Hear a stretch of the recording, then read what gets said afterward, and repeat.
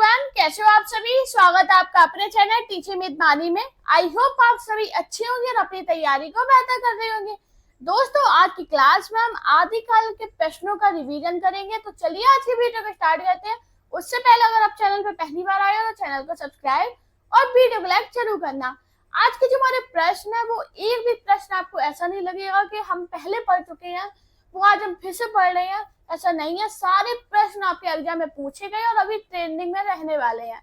तो चलिए, आज का हमारा पहला क्वेश्चन है, सिद्धों की साधना में शून्य का पूरक तत्व था वज्र, चित्र, अग्नि या ज्ञान। बताइए सभी लोग, इसका राइट आंसर क्या होगा। हाँ जी, सिद्धों की साधना में शून्य का पूरक तत्व क्या था? तो आप सभी को पता है क्या था, ज्ञान। इसका राइट आंसर क्या होगा, ऑप्शन डी। मैंने आपको क्या बताया, सिद्धों की साधना में शून्य का पूरक तत्व ज्ञान था। हमारा नेक्स्ट क्वेश्चन है, निम्नलिखित में से कौन सा व्याकरण ग्रंथ के रूप में प्रतिष्ठित है? राउलवेल, वर्ण रत्नाकर, उक्ति व्यक्ति प्रकरण, कुबल्य माला। बताइए इसका राइट आंसर क्या होगा। हाँ जी, कौन व्याकरण ग्रंथ के रूप में प्रतिष्ठित है? तो आप सभी को पता है कौन सा है, उक्ति व्यक्ति प्रकरण। इसका राइट आंसर क्या होगा, ऑप्शन सी। जो कि किसके द्वारा लिखा गया था? तो आपको याद रखना, ये पंडित दामोदर शर्मा के द्वारा लिखा गया था। मैंने आपको क्या बताया, उक्ति व्यक्ति प्रकरण अत्यंत महत्वपूर्ण व्याकरण ग्रंथ है जो कि दामोदर शर्मा के द्वारा लिखा गया है।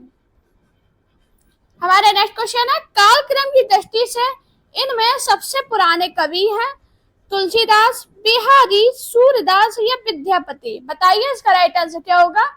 हाँ जी, कालक्रम की दृष्टि से सबसे पुराने कवि कौन है? अब आप बताइए, आपको सबके कालक्रम याद है कि नहीं? तो आपको याद रखना, सबसे पहले जो तुलसीदास है इनका कालक्रम क्या है, 1532 से कितना है, जल्दी से बताओ। 1532 से 1623। बात करें बिहारी, इनका क्या है, 1595 से कितना है, जल्दी से बताओ, 1663। बात करें सूरदास, इनका कितना है, 1478 से और कितना है, 1583। विद्यापति का कितना है? तो आपको याद रखना, 1350 से क्या है, 1450। अब बताओ सबसे पुराने कवि कौन होंगे, आप लोग बताइए। तो आपको याद रखना, विद्यापति। इसका राइट आंसर क्या होगा, ऑप्शन डी। दोस्तों, ये इतना इंपॉर्टेंट क्वेश्चन है, शायद ही कोई एग्जाम होगा जिसमें पूछा न गया हो, अच्छे लेवल में पूछा जाने वाला क्वेश्चन है। सभी के कालक्रम आप याद रखना। अगर आपको याद नहीं है तो अपनी कॉपी में लिख लिया कीजिए। मैंने आपको क्या बताया, कालक्रम की दृष्टि से सबसे पुराने कवि कौन है? तो आपको याद रखना, विद्यापति। हमारा नेक्स्ट क्वेश्चन है, निम्नलिखित में से कौन सा नाम नाथपंथी साधकों में शामिल नहीं है? जलंधरी पाव, कन्हप्पा, भरथरी, चुड़कल नाथ। बताओ क्या होगा इसका राइट आंसर। हाँ जी, कौन सा नाम नाथपंथी साधकों में शामिल नहीं है? तो आपको याद रखना, कन्हप्पा। इसका राइट आंसर क्या होगा, ऑप्शन सी। अब बात करें नाथ संप्रदाय के प्रवर्तक कौन थे? तो आपको याद रखना, मत्स्येंद्र नाथ और गोरखनाथ। हमारा क्वेश्चन क्या था, कौन सा नाम पंथी साधकों में शामिल नहीं है? तो आपको याद रखना, कन्हप्पा। हमारा नेक्स्ट क्वेश्चन है, गोरखवाणी नामक पुस्तक के संपादक है हजारी प्रसाद द्विवेदी, डॉक्टर भगीरथ मिश्र, पीताम्बर दत्त या इनमें से कोई नहीं। बताइए इसका राइट आंसर क्या होगा। हाँ जी, गोरखवाणी नामक पुस्तक के संपादक कौन है? तो आपको याद रखना, डॉक्टर पीताम्बर दत्त। इसका राइट आंसर क्या होगा, ऑप्शन सी। मैंने आपको क्या बताया, गोरखवाणी नामक पुस्तक के संपादक डॉक्टर पीताम्बर दत्त हैं। हमारा नेक्स्ट क्वेश्चन है, किस ग्रंथ में चंद्रवरदाई को छप्पियों का राजा कहा गया? शिव सिंह सरोज में, मुंज राजों में, पृथ्वीराज दासों में, इनमें से कोई नहीं। बताइए इसका राइट आंसर क्या होगा। हाँ जी, किस ग्रंथ में चंद्रवरदाई को छप्पियों का राजा कहा गया? तो आपको याद रखना, चंद्रवरदाई को छप्पियों का राजा शिव सिंह सेंगर कृत शिव सिंह सरोज में कहा गया। तो इसका राइट आंसर क्या होगा, ऑप्शन ए। आपको याद रखना, शिव सिंह सरोज में चंद्रवरदाई को छप्पियों का राजा कहा गया। हमारा नेक्स्ट क्वेश्चन है, कौल ज्ञान निर्णय के रचनाकार है गोरखनाथ, मत्स्येंद्र नाथ, जलंधर नाथ गोपीचंद। बताइए इसका राइट आंसर क्या होगा। हाँ जी, कौल ज्ञान निर्णय के रचनाकार कौन है, तो आपको याद रखना मत्स्येंद्र नाथ। इसका राइट आंसर क्या होगा। Option D. मैंने आपको क्या बताया, कौल ज्ञान निर्णय के रचनाकार मत्स्येंद्र नाथ हैं। हमारा नेक्स्ट क्वेश्चन है, निम्नलिखित में से अपभ्रंश से प्रभावित हिंदी रचना कौन सी है। खुमान रासो, डोला मारूदा दोहा, भारतेश्वर बाहुबली दास, जस मयंक जस चंद्रिका। बताओ क्या होगा इसका राइट आंसर। हाँ जी, अपभ्रंश से प्रभावित हिंदी रचना कौन सी है, तो आपको याद रखना भारतेश्वर बाहुबली दास। इसका राइट आंसर क्या होगा। Option C. दोस्तों ये ऐसा क्वेश्चन है, बहुत बार आपके पेपर में पूछा गया, मोस्ट इंपॉर्टेंट है। हमारा नेक्स्ट क्वेश्चन है, चारण साहित्य किस साहित्य का दूसरा नाम है। सिद्ध साहित्य का, जैन साहित्य का, नाथ साहित्य के या रासो साहित्य का। बताइए इसका राइट आंसर क्या होगा। हाँ जी, चारण साहित्य किस साहित्य का दूसरा नाम है, तो आपको याद रखना रासो साहित्य का। इसका राइट आंसर क्या होगा। Option D. अब बात करें रासो साहित्य की रचना किस लिए की गई थी, तो आपको याद रखना रासो साहित्य की रचना अपने आश्रयदाताओं की प्रशंसा में की गई थी। मैंने आपको क्या बताया, चारण साहित्य किस साहित्य का दूसरा नाम है, तो आपको याद रखना रासो साहित्य का। हमारा नेक्स्ट क्वेश्चन है, आदिकाल को सिद्ध सीमांत युग कहा है। राहुल साकेत्यान ने, डॉक्टर रामकुमार वर्मा ने, आचार्य रामचंद्र शुक्ल ने, जॉर्ज क्रिएशन ने। बताइए इसका राइट आंसर क्या होगा। हाँ जी, आदिकाल को सिद्ध सीमांत युग कहा है, तो आपको याद रखना राहुल साकेत्यान ने। इसका राइट आंसर क्या होगा। Option A. दोस्तों ये भी क्वेश्चन ऐसा है, बहुत बार पेपर में पूछा गया। अभी जो एग्जाम हुए हैं उन्हें उठा के देखो, ज्यादातर एग्जाम में क्वेश्चन पूछा गया है कि आदिकाल को सिद्ध सीमांत युग किसने कहा है, तो आपको याद रखना राहुल साकेत्यान ने। हमारा नेक्स्ट क्वेश्चन है, आदिकालीन हिंदी काव्य धारा में उपलब्ध नहीं है। जैन साहित्य, सिख साहित्य, सिद्ध साहित्य या नाथ साहित्य। बताइए इसका राइट आंसर क्या होगा। हाँ जी, आदिकालीन हिंदी काव्य धारा में उपलब्ध कौन नहीं है, तो आपको याद रखना सिख साहित्य। इसका राइट आंसर क्या होगा। Option B. मैंने आपको क्या बताया, आदिकालीन हिंदी काव्य धारा में उपलब्ध सिख साहित्य नहीं है। हमारा नेक्स्ट क्वेश्चन है, आदिकालीन साहित्य का प्रमुख रस है। शांत रस, हास्य रस, करुण रस या वीर रस। बताइए इसका राइट आंसर क्या होगा। हाँ जी, आदिकालीन साहित्य का प्रमुख रस क्या है, तो आप सभी को पता है कौन सा, वीर रस। इसका राइट आंसर क्या होगा। Option D. मैंने आपको क्या बताया, आदिकालीन साहित्य का प्रमुख रस वीर रस है। हमारा नेक्स्ट क्वेश्चन है, अपभ्रंश का वाल्मीकि किसे कहा जाता है।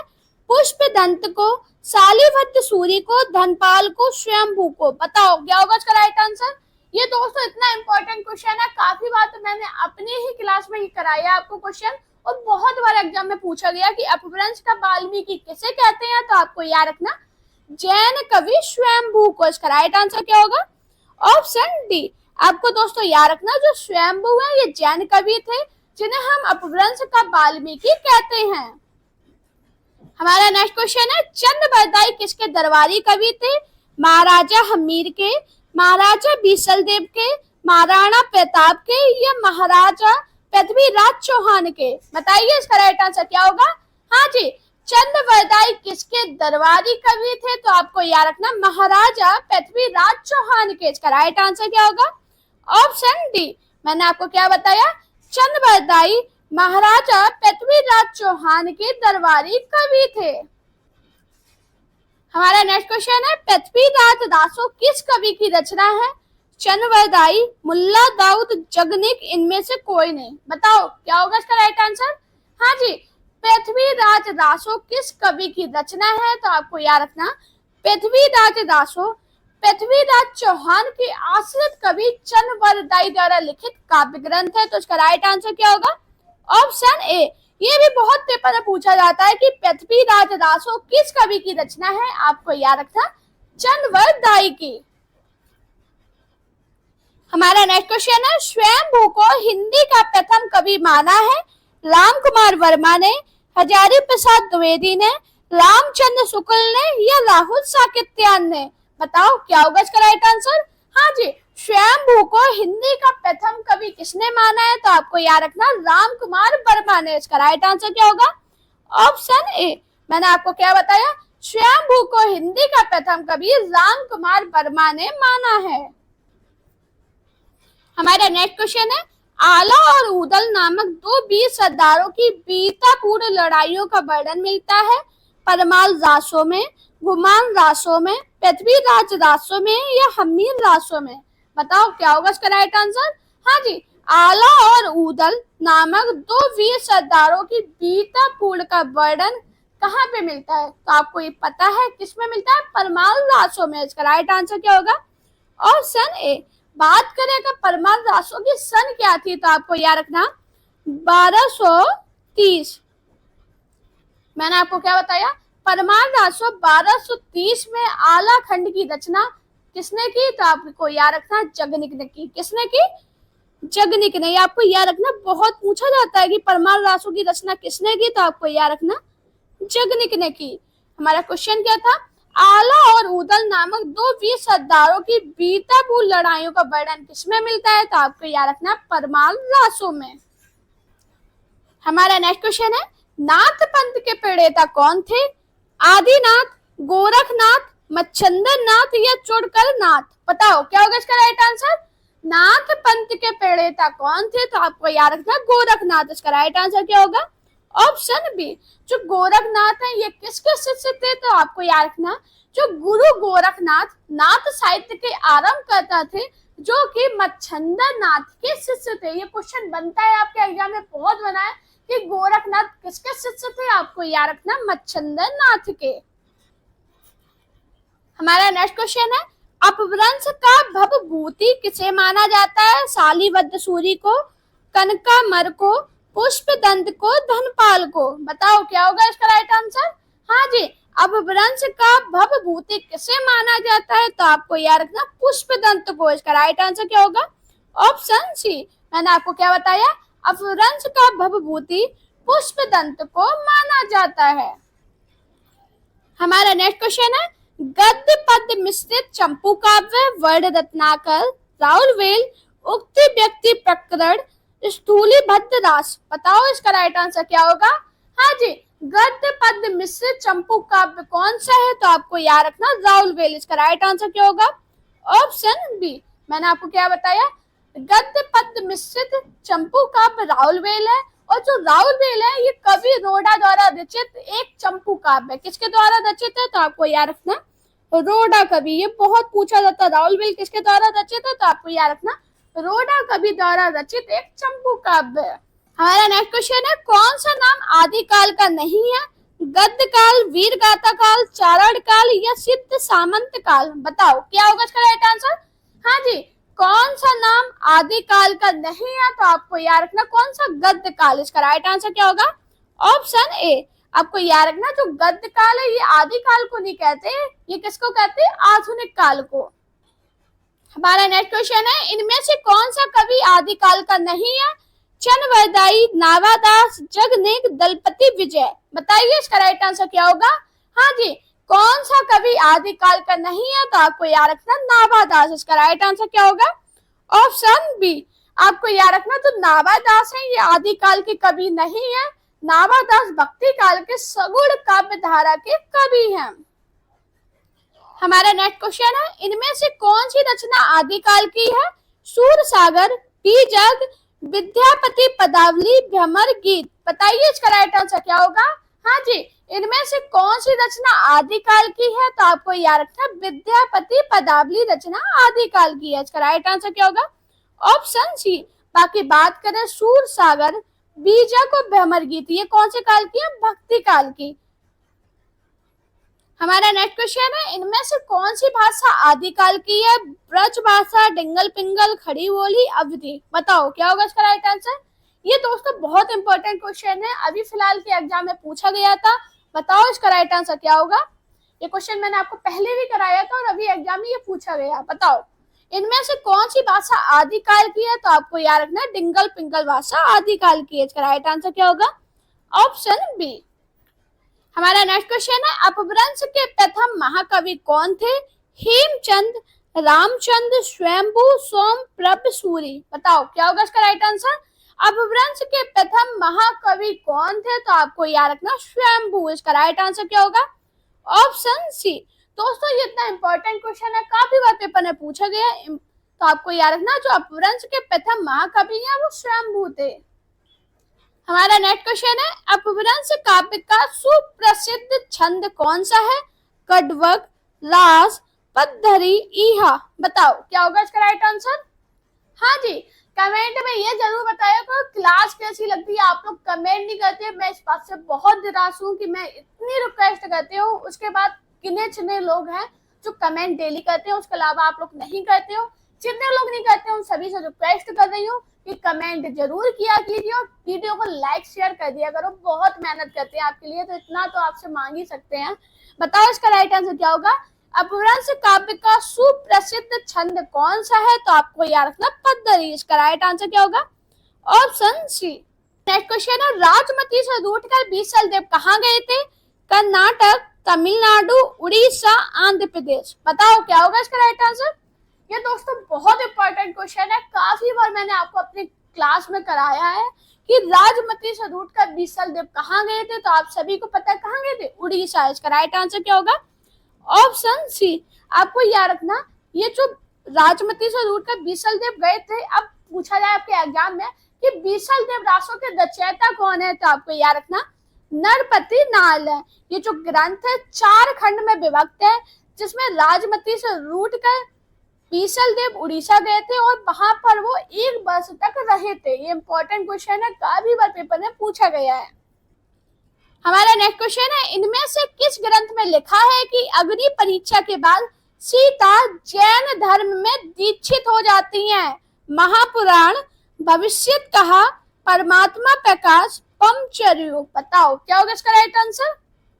हाँ जी, इनमें से किस ग्रंथ में लिखा है कि अग्नि परीक्षा के बाद सीता जैन धर्म में दीक्षित हो जाती हैं, तो आपको याद रखना पंचचर्यो में। इसका राइट आंसर क्या होगा, ऑप्शन डी। दोस्तों आपको याद रखना पंचचर्यो एक ग्रंथ में लिखा है कि अग्नि परीक्षा के बाद सीता जैन धर्म में दीक्षित हो जाती हैं। अब बात करें जो पंचचर्यो है, इसका रचनाकार कौन है, तो आपको याद रखना स्वयंभू। हमारा नेक्स्ट क्वेश्चन है, हिंदी साहित्य के 700 से 1400 ईस्वी के कालखंड को ग्रीसन ने क्या नाम दिया, संधि काल, प्रारंभिक काल, चारण काल, अपभ्रंश काल। बताओ क्या होगा इसका राइट आंसर। हाँ जी, अगर आप डिटेल में क्लास पढ़ना चाहते हो तो मुझे कमेंट करना कि आप लोग डिटेल में क्लास पढ़ना चाहते हो। बाकी आपको मेरे पढ़ाने का तरीका, हम जो क्वेश्चन कराते हैं आपको कैसे लगता है, ये मुझे कमेंट में जरूर बताना। अब ये बताइए, हिंदी साहित्य के 700 से 1400 ईस्वी के कालखंड को ग्रीसन ने क्या नाम दिया, तो आपको याद रखना चारण काल। इसका राइट आंसर क्या होगा, ऑप्शन सी। हमारा नेक्स्ट क्वेश्चन है, निम्नलिखित में से कौन 84 सिद्धों में नहीं है, विरूपा, सारंगधर, कन्हप्पा, कुकरिप्पा। बताओ इसका राइट आंसर क्या होगा। हाँ जी, निम्नलिखित में से कौन 84 सिद्धों में नहीं है, तो आपको याद रखना जो सारंगधर है ये 84 सिद्धों में नहीं है। इसका राइट आंसर क्या होगा, ऑप्शन बी। अब ये 84 सिद्धों में नहीं है तो कौन है, आपको याद रखना ये अपभ्रंश भाषा के कवि हैं। कौन सी भाषा के, तो आपको याद रखना अपभ्रंश भाषा।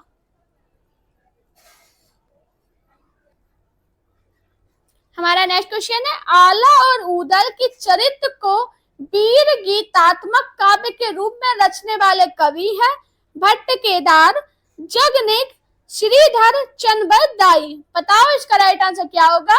हाँ जी, आला और उदल के चरित्र को वीर गीतात्मक काव्य के रूप में रचने वाले कवि कौन है, तो आपको याद रखना जगनिक। इसका राइट आंसर क्या होगा, ऑप्शन बी।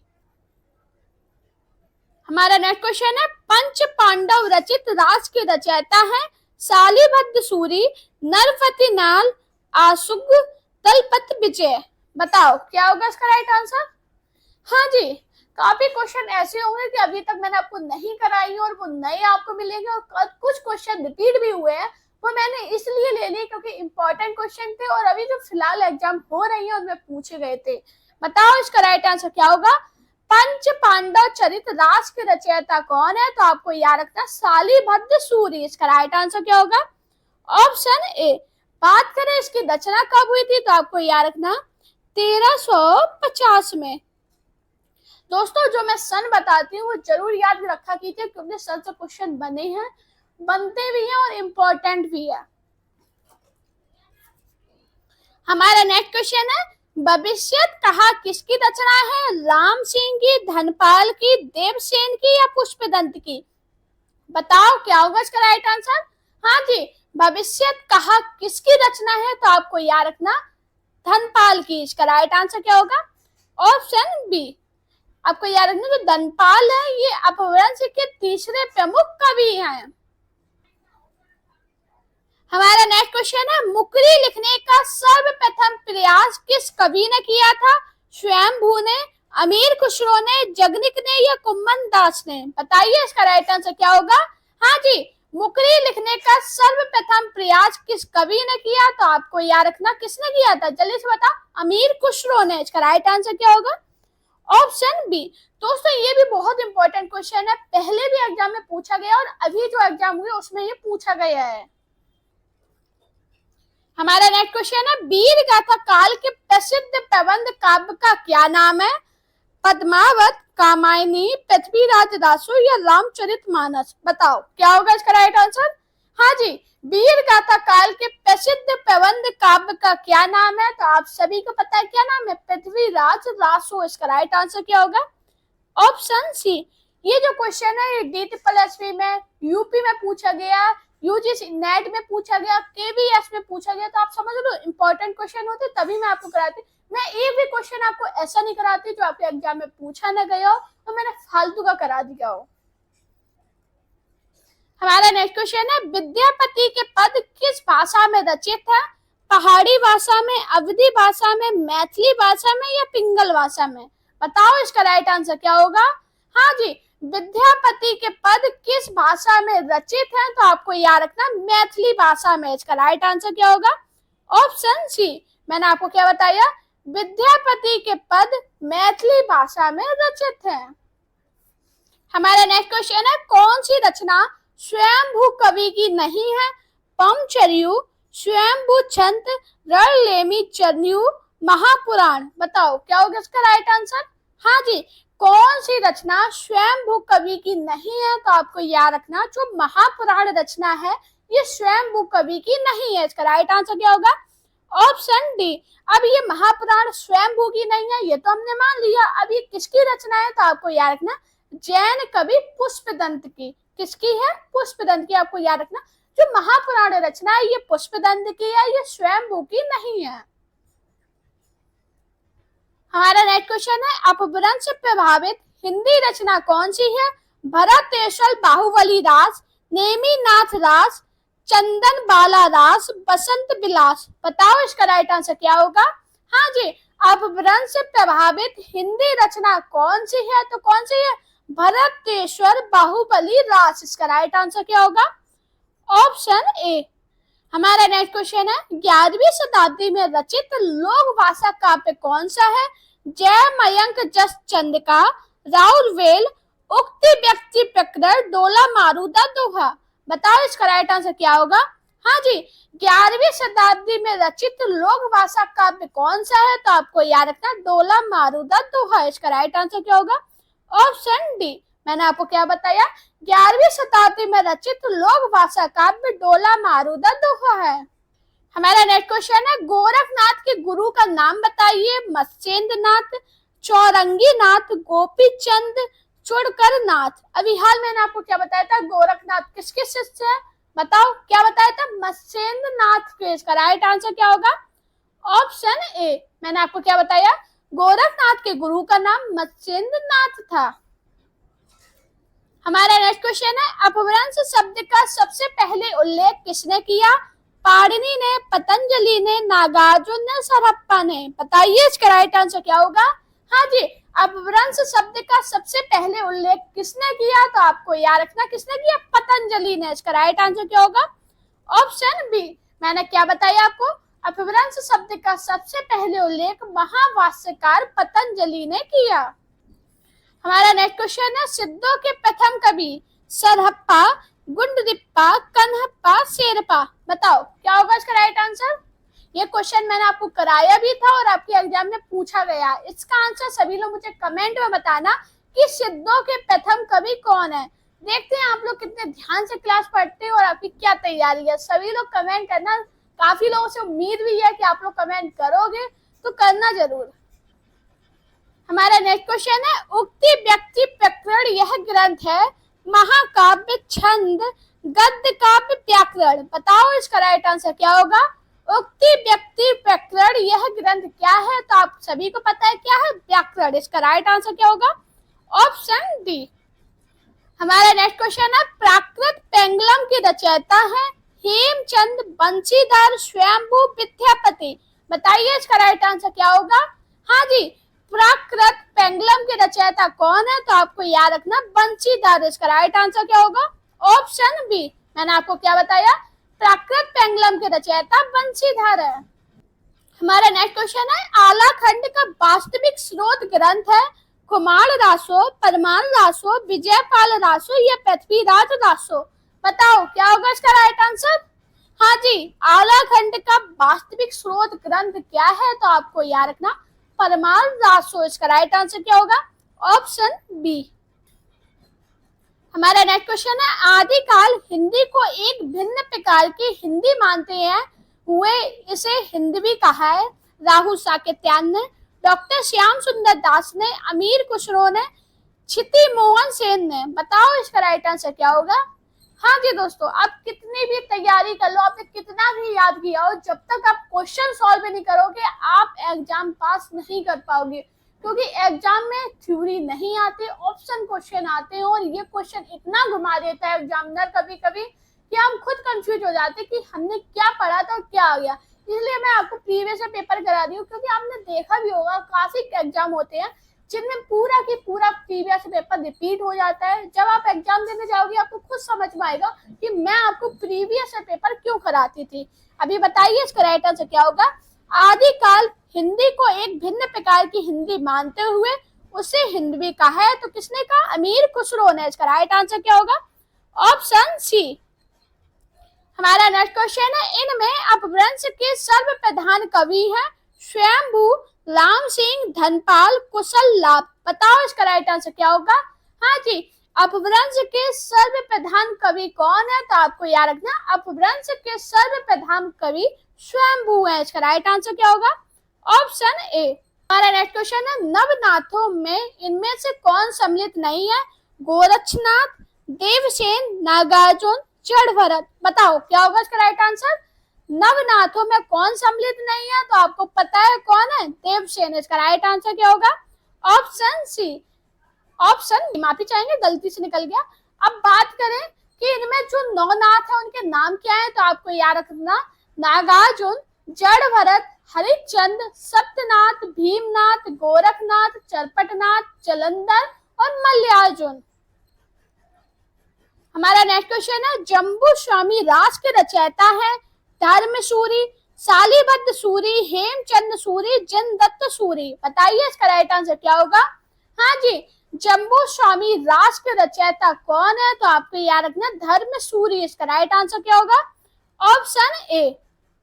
हमारा नेक्स्ट क्वेश्चन है हिंदी में प्रचलित 12 मासा सबसे पहले किस कृति में मिलता है, नेमिचर्यु, नेमिनाथ पमुई, पमचर्यु, संदेश रासक। बताओ क्या होगा इसका राइट आंसर।